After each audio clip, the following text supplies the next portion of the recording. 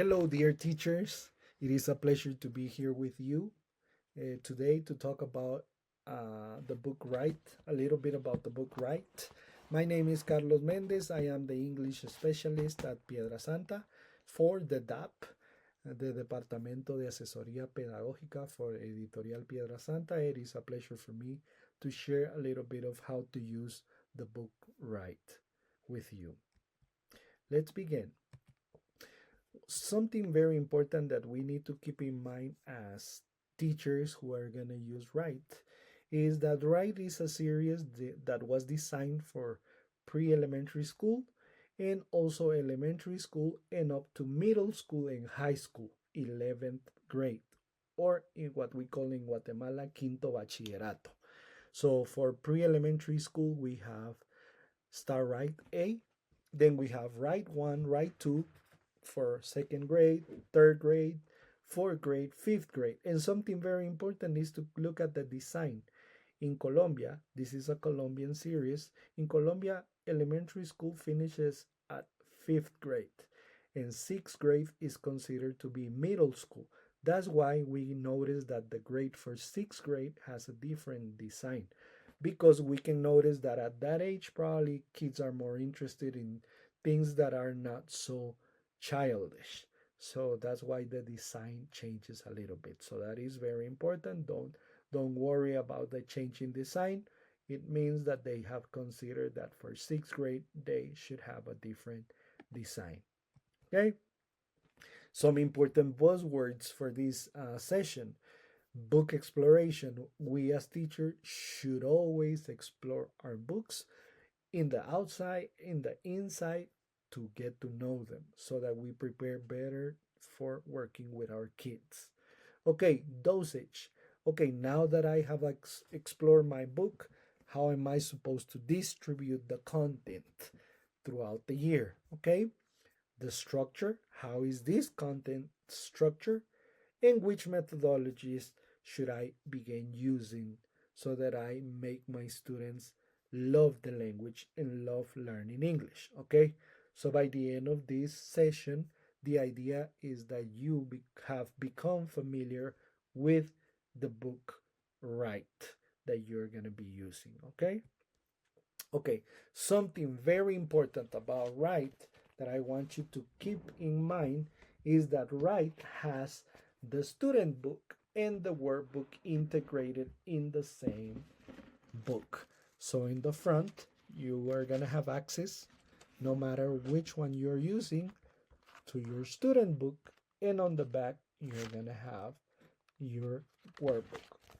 Okay, so the idea is that you understand that both books have been integrated into one document. Okay, another thing that I normally do when I grab a book or when I begin working with a book is that I look at the back of it, because sometimes it provides very important information, okay?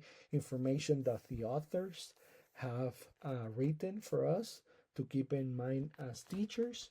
Also, something very important is the level. Which level am I going to take my students to? Which levels have been considered for each book. So as you can see here, Write 3 takes us to a certain level. We begin with A1 and we start building on that level until startup 11 takes me to a B1 plus. So it's a good idea to know which level, because that will help me to think of better activities and to how to use and distribute my content. Okay, so let's continue here. Now that I have done my close exploration, right, with my book closed, only looking at the front and the back, I can open my book and begin doing my open exploration. Normally, what I do is that I look at the pages. Something very important for me is to know the amount of content that I will have. So in the case of this book, which is Write Up 9, it has 8 units. So it gives me a good perspective. For the whole year, I have 8 units. But this one that I'm showing you, which is right 4, has 10 units. So most of our books go from 8 to 10 units. No more than that, not a lot of content.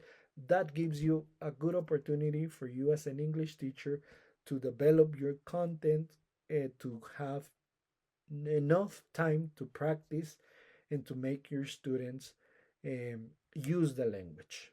Okay, a little bit of the the unit. How do they look? They normally start with vocabulary that has been designed for a specific situation. In this case, the name of the unit is At the Basketball Game. This is the situation. What is the vocabulary to use, or what happens at a basketball game? And when books have been designed to give us all those functions, in English is what we call the functional notional. It's an approach about functional notional. What we are going to learn is vocabulary that functions for specific situations. And in this case, the situation is at a basketball game. So our books always start with presenting vocabulary, then we'll have reading. Normally, we will have a little bit of grammar. Is not a book that has a lot of grammar because it's not a grammar based book. Yes, some exercises to practice a little bit of that grammar, and normally we wrap it up with writing activities. Okay, you will also have access in the smaller grades to some flashcards, some posters, to make your students feel more attracted to the material. You'll have some visual resources that complement these materials. Okay, now that I have understood how many units the book has, and I have noticed that it's not so much, and I also have in mind that there are 30 weeks in a school year in Guatemala, so I can begin to take decisions. And some of those important decisions are, how can I distribute my content during the weeks?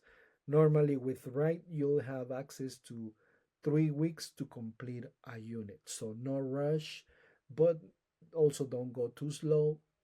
Use your time wisely so that you have 3 good weeks to practice a unit effectively. Okay, as English teachers, we should always consider our timing.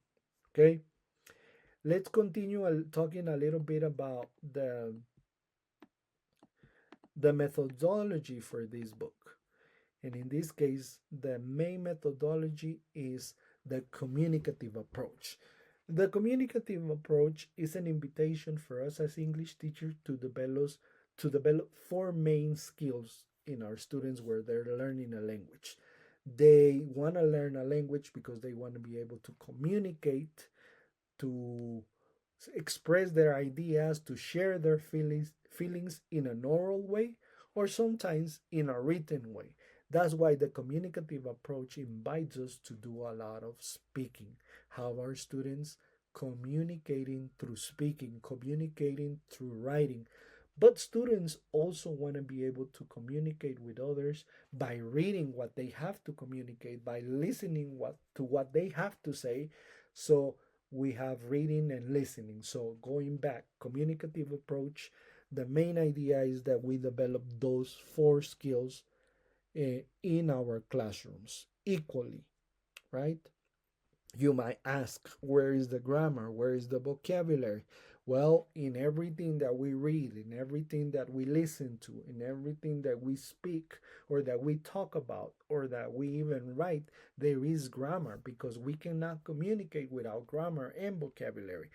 The problem has been that we have centered our lessons in teaching grammar or teaching only vocabulary. And our students are learning all those rules and all those formulas, but they're not being able to communicate. So the invitation with the communicative approach is that our students are able to communicate. There is a term or an acronym that we use in English teaching that is FUMP. And as we are speaking, writing, reading, listening, the invitation is that we pay attention to the form, to how it is said, to how it is written, to the correct pronunciation, to the form, to the correct form of saying it. But also to pay attention to the meaning. What is the meaning behind this sentence, behind this phrase? Uh, does it mean something else?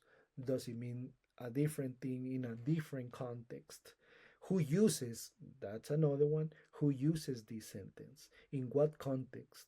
In a formal or an informal context, right? In which situations do they use it? Okay. Who uses them? And of course the correct pronunciation, not only pronunciation of words, but pronunciation of phrases, pronunciation of full sentences. Okay, so it's something that we should pay attention to. So that is the communicative approach in synthesis. Okay, another thing to keep in mind, as I said, these books in the first grades don't have a lot of grammar, because we need to understand that our students at that level, at that age, they are going through a process of immersion. Think of it as when they were babies. When they were babies, they were listening to their parents, they were listening to their relatives, in their context of the family, the community. They were put, let's think of it as if they were put or placed in that situation, and they were just listening and getting all these words and language coming to their brains by listening and by trying to imitate. But first they had to listen, they had to had an environment full with the language, or filled with the language. So the idea is that we as teachers begin by understanding that in the first grades, or at the beginning of our school years, it is very normal that our students begin by listening and having a lot of resources where they just have to listen to the language. And little by little they will begin using that language. They will begin speaking and writing in the language. Okay, some of the approaches or methodologies that we can use to promote this is total physical response. So I'm pretty sure that you guys have done you have practiced TPR, when you say stand up and students stand up, when you ask them to sit down and they sit down, raise your hand, open your book, close your book, and you can see that you're saying something, but students are responding to you, not by speaking, but by performing the action that you're saying, you're asking them to do. That in methodology is what we call the TPR method, the total physical response. And it helps us when students are beginning and they are still in that immersion process. Okay, also, since our books have a lot of vocabulary, as you have noticed, the invitation is that you also begin using the lexical approach, lexical chunks. And let me give you an example. Instead of me presenting individual list of words like father, mother, sister, brother, I may introduce phrases, or what we call lexical chunks. And a lexical chunk is phrases or sentences that students are learning. They're not learning words individually, they're learning words in a sentence or in a phrase. So instead of learning father, mother, they could be learning the phrase I love my mom, I love my father, yes, or even greater or bigger phrases, bigger chunks like I have two sisters and three brothers. They're still practicing the words, the vocabulary words, but they are immersed, they are placed into bigger chunks. Okay, so the invitation is that you try it and you'll see the effect and impact that these new method, well, not new methodologies, but these changes in the way we teach English have in our students. Okay, to kind of start wrapping it up, I'm going to talk to you about the components. The right has different components. There is a digital teacher's guide for you to take a look at the explanation find some activities that might help you in your teaching. There is an interactive ebook that you can project to your student. Instead of using the book, then you can project and have your students follow along with their books, and you're there projecting the exercise that you're practicing with them. There is another web page where you'll be able to find all your resources, audios, videos, and the teacher's resources for the early grades, for the little ones, flashcards, posters, and even exams.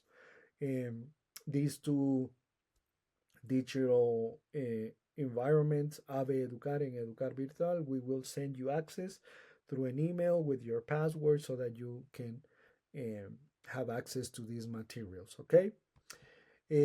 Teacher, now that I'm finishing with this first session, let's not forget the basics. It is always very important that we as English teachers show up to class with a plan, with clear ideas of how we're going to do our lessons. So in future um, training sessions, we're going to be discussing two frameworks, the PDP framework and the PPU framework.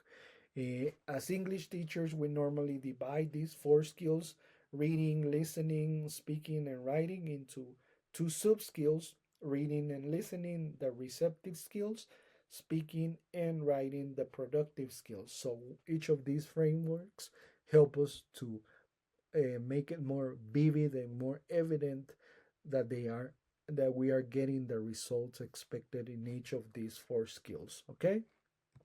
So I want to finish by inviting you to our future training sessions where we will be discussing through modules what is the language of English, how do we learn it, how are we supposed to teach it, and discuss some strategies, activities to improve our speaking skills in the classrooms, our listening skills, our reading skills, and our writing skills.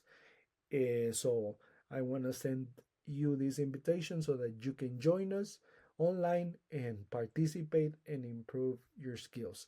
Let us DAP serve you and help you and work together and build together a better education.